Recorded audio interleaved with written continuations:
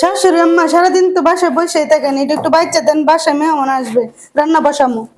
দেখো বৌমা, আমি তোমার মতো থাকতে এইসব কাজ অনেক করছি, এখন বয়স হয়ে গেছে, এখন আর এগুলো পারতাম না। মনে করো আমি এই বাসায় নাই, তুমি করে লো, যাও। আচ্ছা और अभी तो रुको। কি বৌমা, একলা একলা চা খাইতেছ, আমার চাটা কই? কিরে, কোথা থেকে খাচ্চর একটা বুড়া মহিলার আওয়াজ আসতেছে, গাইবি? মানুষ তো দেখতেছি না। আমি তো বাসায় একলা, কি আজব, মানুষ তো দেখতেছি না।